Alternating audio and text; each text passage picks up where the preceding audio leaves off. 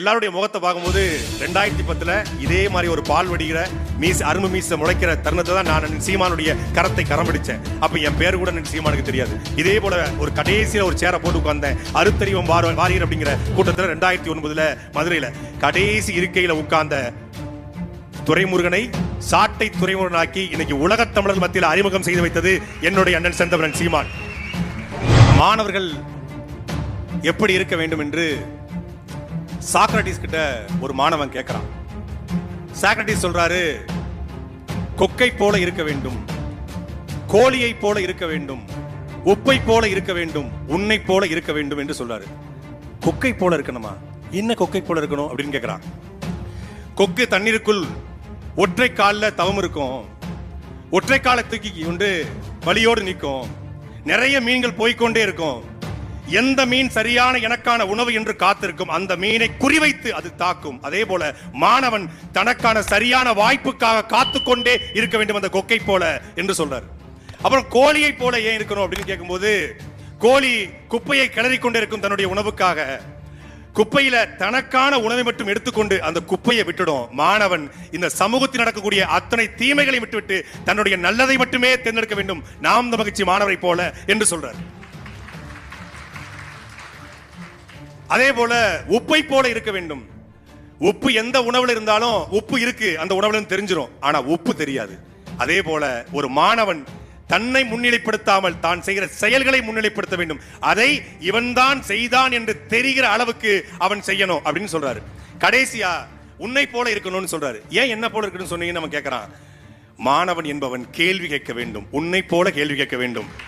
நாம் மகிழ்ச்சி மாணவர் பாசறை போல ஏன், எதற்கு, எப்படி என்கிற கேள்வியை எழுப்பிக் கொண்டே இருக்கணும்னு சொல்லி சாக்ரட்டிஸ் நமக்காகவே சொல்லிட்டு போயிருக்காரு. கடைசியா சொல்றாரு, மாணவன் தண்ணீரை போலவும் இருக்க வேண்டும். தண்ணீரை போல இருக்கணுமா அப்படின்னு அவன் கேட்கிறான். ஆமா, எந்த பாத்திரத்தில் ஊத்தினாலும் அந்த பாத்திரத்துக்கு ஏற்றாது போல் அது மாறிக்கொள்ளும், அதுபோல அவன் தண்ணீராக இருக்க வேண்டும். அப்படித்தான் நாம் மகிழ்ச்சியுடைய தலைமை ஒருங்கிணைப்பாளர் செந்தமிழன் சீமான் தண்ணீராக இருப்பார். எந்த இடத்தில் போனாலும் அவர் தன்மையை விட்டுக் கொடுக்காது. அது RSS மேடையோ பாகிஸ்தானோ எந்த இடத்திலும் தமிழ் தேசியம் பேசுகிற தலைவனா இருப்பார். அதனால தான் இன்னைக்கு திரைப்புகழ் கொண்ட தலைவர்கள் வரும்போது நிறைய பேர் ஓடி போறாங்க. டிரான்ஸ்பார்மர்ல ஏறுற கூட்டத்துக்கு மத்தியில இந்த நாட்டுக்கு டிரான்ஸ்பர்மேஷனை உருவாக்கணும்னு நினைக்கிற கூட்டம் தான் நாம் மகிழ்ச்சியுடைய மாணவர் பாசறை. அவன் திரையரங்கமா ஏறான், நாம் மகிழ்ச்சியின் மாணவர் பாசறை நூலகங்களை நோக்கி ஏறுகிறது. அதுதான் அவனுக்கும் நம்மளுக்குமான வித்தியாசம். இன்னைக்கு 2K கிட்ஸ், ஜென்சி அப்படின்னாலே அது தற்குறி அப்படின்னு பார்க்கப்படுது. ஆனா அப்படி இல்ல. 2K கிட்ஸ் இளைய தலைமுறை, ஜென்சி என்பது அறிவார்ந்த தலைமுறை என்பதை நாம் மகிழ்ச்சியுடைய மாணவர் பாசறை திருச்சியில் நிரூபித்திருக்கிறது.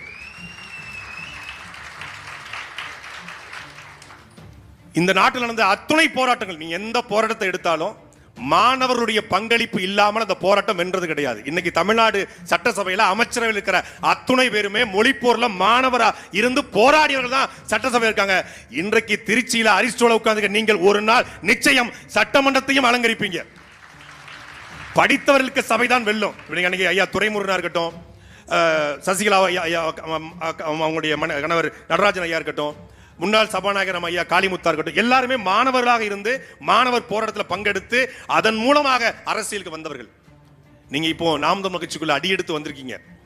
உங்க குடும்பத்தில் ஒருத்தர் இருக்கலாம், இல்லை இணையதளத்தை பார்த்துட்டு வந்திருக்கலாம், இல்லை நான் சீமானுடைய பேச்சை கேட்டு வந்திருக்கலாம், இல்லை ஏதோ ஒரு வடிவத்தில் உங்களை நாம் மகிழ்ச்சிக்குள்ள பற்றோடு இணைத்திருக்கலாம்.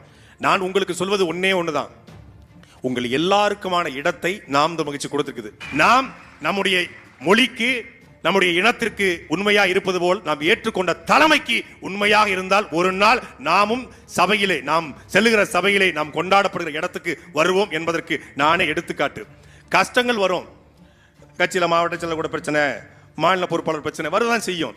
எல்லா பிரச்சனையும் தாண்டி நாம் எடுத்து வைத்த அந்த கோட்பாட்டுக்கு, கொள்கைக்கு, தத்துவத்துக்கு, தலைமைக்கு நேர்மையா இருக்கணும். இந்த காலம் தேர்தல் காலம். இந்த தேர்தல் காலத்துல மாணவர் பாசடைய பங்களிப்பு என்பது இன்றியமையாது. ஏன்னா இந்த 2000க்கு பிறகு பிறந்தவன்ட்ட 2000க்கு முன்னாடி பிறந்தவன் பேசி புரிய வைக்க முடியல. ஆனா உங்களால புரிய வைக்க முடியும்.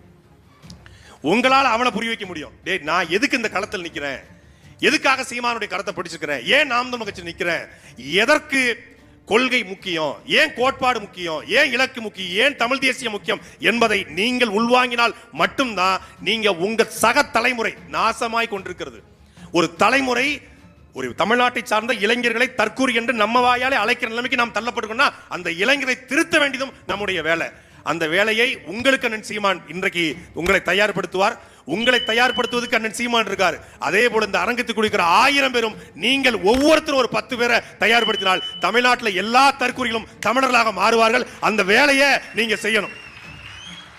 உங்க கல்லூரி நண்பன் போகலாம், யார் பின்னாடியே போகலாம், நடிகன் பின்னாடி இல்ல வேற ஏதாவது திராவிட அரசியல்வாதிகள் பின்னாடி போகலாம். அவர்களை நீங்கள் தயார்படுத்தணும். எதற்காக? தமிழ் தேசிய கோட்பாட்டை நான் ஏற்றிருக்கிறேன். இந்த மாநிலம் பார்க்கிற சிக்கல் என்ன? கச்சத்தீவுனா அதுக்கு பிரச்சனைக்கு பின்ன காரணம் என்ன? அதுக்கு தீர்வு என்ன? காவிரி சிக்கல்னா அதுக்கு பிரச்சனை என்ன? அதுக்கு தீர்வு என்ன? முல்லை பெரியார்னா ஏன் பிரச்சனை? அதுக்கான தீர்வு என்ன? இந்த பிரச்சனை தீர்வு இதை நாம் தெரிந்து வச்சுக்கணும். நம்ம மாநில தற்சார்பு பொருளாதார கொள்கைலாம் என்ன, அது ஏன் தேவை, எந்த அடிப்படையில் சீமான் அதை சொல்றாரு, நாங்க வந்தா என்ன செய்வோம், இதுதான் எல்லாரும் கேட்கறான். அதை நாம் ஒவ்வொரு இளைஞர்களையும் கொண்டு போய் கடத்தினா அவனுக்கு ஒரு தெளிவு வரும். ஏன்னா எல்லாரும் படிச்சவன் தான், யாரும் முட்டாப்பே கிடையாது. அவன் கேள்வி கேட்க தெரிஞ்சவன் தான், அவனுக்கு சொல்ல ஆள் இல்லை. அப்படி நாம் இந்த அரங்கத்தில் கூடியிருக்கிற நீங்கள் அத்தனை பேரும் அதற்கு தயாராகுங்க. உங்களுடைய வகுப்பறைக்குள்ள நாம் தமிழர் கட்சியுடைய கோட்பாட்டை, கொள்கைகளை, அண்ணன் சீமானுடைய சித்தாந்தத்தை கொண்டு போய் சேருங்கள். நிச்சயமாக 2020 மிகப்பெரிய ஒரு புரட்சி வெடிக்கும். அது உங்களால் நடக்கும். நன்றி, வணக்கம். நாம் தமிழர்.